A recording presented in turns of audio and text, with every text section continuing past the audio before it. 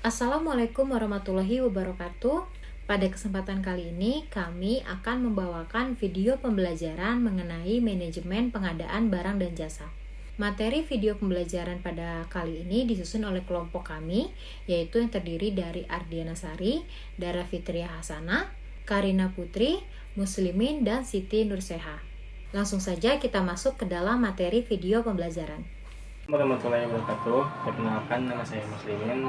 Saya dari kelas K221 MR, perwakilan dari kelompok 5. Di sini saya akan menjelaskan materi tentang pengertian pengadaan barang dan jasa.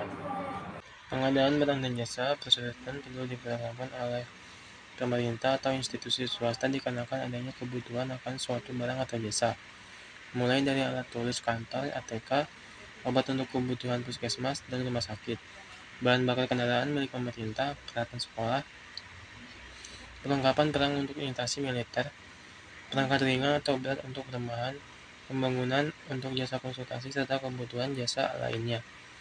Pengadaan barang dan jasa tersebut diikat dengan sebuah kontrak antara pemerintah, kementerian atau lembaga perangkat daerah sebagai pihak pengguna dan perusahaan baik milik negara atau swasta.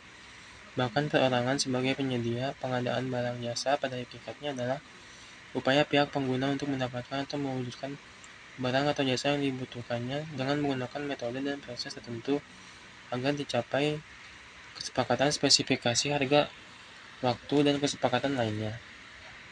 Agar tujuan dari pengadaan barang dan jasa tersebut dapat dilaksanakan sebaik-baiknya, maka kedua belah pihak, yaitu pihak pengguna dan penyedia, haruslah selalu berpatokan kepada filosofi pengadaan barang dan jasa, tunduk kepada etika dan norma pengadaan barang atau jasa yang berlaku, mengikuti prinsip-prinsip, metode, dan proses pengadaan barang dan jasa yang baku. Pengertian pengadaan barang dan jasa pemerintah.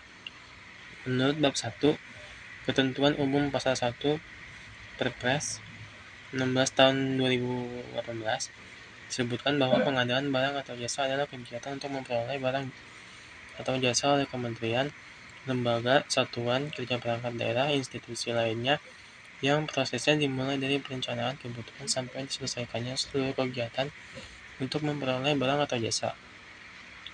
Kegiatan pengadaan barang dan jasa tersebut dibiayai dengan APBN, APBD, baik yang dilaksanakan secara sukarela maupun oleh penyedia barang dan jasa. Assalamualaikum warahmatullahi wabarakatuh. Perkenalkan, nama saya Siti Nurseha. Saya dari kelas K221 Manajemen Non-Reguler. Saya dari kelompok 5. Di sini saya akan menjelaskan materi mengenai ruang lingkup manajemen pengadaan barang dan jasa.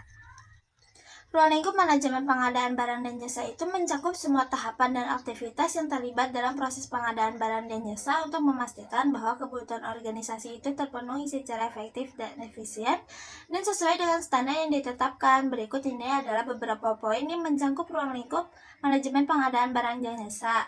Yang pertama adalah perencanaan strategis. Ini melibatkan penetapan tujuan, strategi, dan kebijakan pengadaan yang sesuai dengan visi dan misi organisasi. Yang kedua adalah pengadaan, meliputi proses identifikasi kebutuhan, pengembangan spesifikasi barang atau jasa, pemilihan pemasok atau kontraktor, serta penentuan metode pengadaan yang sesuai. Yang ketiga adalah penilaian risiko, mengidentifikasi, mengevaluasi, dan mengelola risiko yang terkait dengan pengadaan barang dan jasa, termasuk risiko kualitas, keterlambatan pengiriman, perubahan harga, dan risiko hukum. Yang keempat ada pengembangan kontrak, penyusunan dokumen kontrak yang jelas dan lengkap, termasuk ketentuan harga, waktu pengiriman, spesifikasi barang atau jasa, syarat-syarat pembayaran, dan hak serta kewajiban kedua belah pihak. Yang kelima adalah negosiasi kontrak, melakukan negosiasi dengan pemasok atau kontraktor untuk mencapai persetujuan yang menguntungkan bagi organisasi.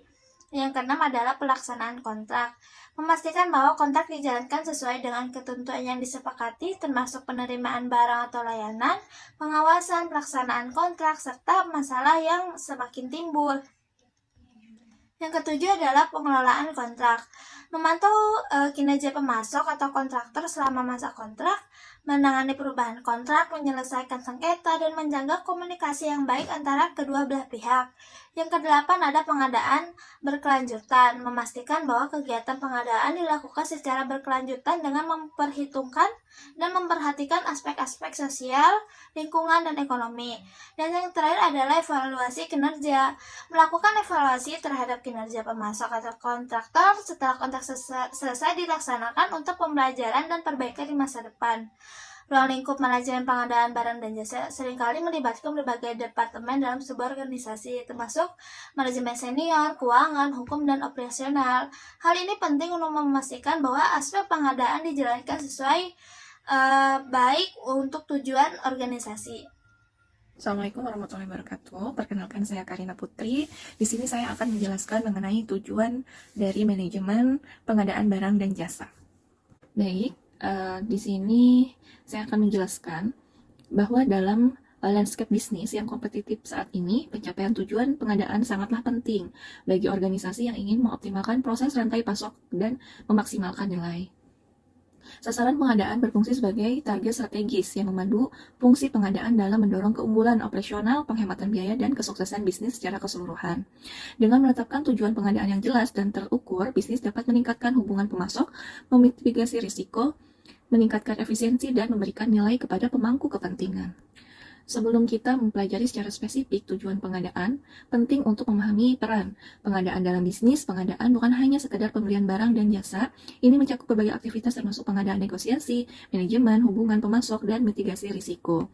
Dengan menetapkan tujuan pengadaan, organisasi dapat menyelaraskan strategi pengadaan mereka dengan tujuan bisnis, sehingga mendorong sinergi antar departemen dan memastikan bahwa pengadaan dipandang sebagai fungsi strategis dan bukan fungsi administratif. Adapun peran pengadaan dalam bisnis, yaitu pengadaan memainkan peran penting dalam memastikan aliran barang dan jasa yang efisien di seluruh rantai pasokan. Kemudian, pengadaan mempunyai dampak langsung pada beberapa bidang bisnis penting seperti pengendalian biaya, jaminan kualitas, inovasi, kepatuhan, dan kepuasan pemangku kepentingan. Dengan menetapkan tujuan pengadaan, organisasi dapat secara proaktif mengatasi permasalahan ini, menyelaraskan aktivitas pengadaan dengan strategi bisnis secara menyeluruh. Dengan menetapkan tujuan pengadaan memberikan beberapa manfaat seperti mendorong upaya pengurangan biaya, meningkatkan kinerja pemasok, memperkuat praktik manajemen risiko, meningkatkan efisiensi proses, dan mempromosikan intensitas keberlanjutan. Selain itu, dengan kita menetapkan tujuan pengadaan, memberikan beberapa manfaat seperti mendorong inovasi, memastikan kepatuhan terhadap peraturan, memperkuat proses penjaminan mutu, memberikan kepuasan pemangku kepentingan, berinvestasi dalam pengembangan talenta, juga menetapkan tujuan yang jelas dalam bidang-bidang organisasi. Mungkin itu saja yang bisa saya sampaikan. Selanjutnya akan dijelaskan oleh rekan saya. Assalamualaikum warahmatullahi wabarakatuh. Perkenalkan, nama saya Dara Fitria Hasanah. Saya ingin memenuhi persyaratan UTS Manajemen Pengadaan Barang dan Jasa. Baik, saya akan menjelaskan materi tentang prinsip pengadaan barang dan jasa. Kegiatan pengadaan barang atau jasa terjadi banyak aspek tidak terkecuali dalam pemerintah. Dalam pemerintah, kegiatan tersebut memiliki ketentuan yang telah diatur dalam Peraturan Presiden Nomor 54 Tahun 2010. Kebutuhan barang jasa ini dikelompokkan ke dalam beberapa jenis. Pertama, ada yang berupa barang, yakni setiap benda berwujud maupun tidak berwujud dan bergerak maupun tidak bergerak, yang dapat diperdagangkan, digunakan atau dimanfaatkan oleh penggunaan, misalnya bahan baku, barang setengah jadi hingga barang jadi. Kedua, terdapat pekerjaan konstruksi yang merupakan seluruh pekerjaan yang berkaitan dengan pelaksanaan konstruksi bangunan maupun pembuatan hal berwujud misalnya pekerjaan membangun gedung yang termasuk di dalamnya pekerjaan arsitektural, spill, elektrikal, dan lainnya, hingga pekerjaan penghancuran. Ketiga, ada pula jasa konsultasi, sebuah jasa layanan profesional yang membutuhkan adanya keahlian tertentu di berbagai bidang keilmuan. Jasa konsultasi ini mengutamakan adanya olah pikir. Misalnya, jasa perancangan dan penguasaan, jasa keahlian profesi, jasa pendampingan, hingga jasa konsultan hukum. Terakhir, ada yang berupa jasa lain, yakni jasa yang membutuhkan sebuah kemampuan tertentu berbeda. Berbeda dengan jasa konsultasi yang mengutamakan olah pikir. Jasa lainnya ini mengutamakan adanya konstruksi dan pengadaan barang, misalnya jasa kebersihan, jasa penyediaan tenaga kerja, jasa penulisan dan penerjemahan, jasa penyelenggaraan acara, hingga jasa internet. Selanjutnya, pengadaan tersebut dapat dilaksanakan dengan sebaiknya apabila pihak pengguna maupun penyedia harus berpedoman filosofi pengadaan tunduk pada etika dan norma pengadaan yang berlaku, mengikuti prinsip dan metode serta prosedur dan pengadaan yang baik. Prinsip dalam pengadaan barang atau jasa. Mengapa dalam pengadaan harus memperhatikan prinsip dasar PBJ? Apakah prinsip dasar PBJ harus diikuti? Bagaimana kalau tidak diikuti? Apa konsekuensi hukumnya? Prinsip artinya adalah aturan ketentuan hukum. Standar dasar artinya adalah kunci utama atau pokok vital. Dengan pengertian prinsip adalah suatu pernyataan fundamental atau kebenaran umum maupun individual yang dijadikan sebuah pedoman untuk berpikir atau bertindak. Sebuah prinsip merupakan roh sebuah perkembangan ataupun perubahan dan merupakan akumulasi pengalaman ataupun pemaknaan oleh sebuah objek atau subjek tertentu. Oke, terima kasih dari saya. Baik, untuk materi selanjutnya yaitu adalah strategi pengadaan barang dan jasa. Strategi pengadaan barang dan jasa merupakan rencana aksi yang disusun oleh pihak pengadaan untuk mencapai tujuan pengadaan barang dan jasa secara efisien dan efektif. Strategi pengadaan barang dan jasa harus disesuaikan dengan karakteristik, kompleksitas, dan resiko dari setiap paket pengadaan. Tahapan strategi pengadaan barang dan jasa. Strategi pengadaan barang dan jasa meliputi 3 tahapan, yaitu yang pertama, analisis pengadaan barang dan jasa, yaitu suatu proses mengidentifikasi, mengumpulkan, dan menganalisis informasi yang relevan dengan pengadaan barang dan jasa seperti kebutuhan, anggaran, spesifikasi, pasar, penyedia metode, dan regulasi-regulasi. Analisis pengadaan barang dan jasa bertujuan untuk menentukan ruang lingkup, kriteria, dan batasan pengadaan barang dan jasa, serta untuk mengidentifikasi peluang dan tantangan yang mungkin akan dihadapi. Yang kedua, perumusan strategi pengadaan barang dan jasa, yaitu suatu proses menyusun rencana aksi yang terdiri dari tujuan, sasaran, langkah-langkah, jadwal, dan sumber daya yang dibutuhkan untuk melaksanakan pengadaan barang dan jasa. Perumusan strategi pengadaan barang dan jasa bertujuan untuk menetapkan arah, prioritas, dan mekanisme pengadaan barang dan jasa, serta untuk mengalokasikan dan mengoptimalkan sumber daya yang tersedia. Yang ketiga, implementasi strategi pengadaan barang dan jasa, yaitu suatu proses melaksanakan rencana aksi yang telah disusun sesuai dengan prosedur, etika, kebijakan, dan prinsip pengadaan barang dan jasa. Implementasi strategi dan pengadaan barang dan jasa bertujuan untuk mencapai tujuan pengadaan barang dan jasa, yaitu menghasilkan barang dan jasa yang tepat kualitas, kuantitas, waktu, sumber, dan harga berdasarkan aturan, transparansi, akuntabilitas, dan kompetisi. Manfaat dari menggunakan strategi pengadaan barang dan jasa.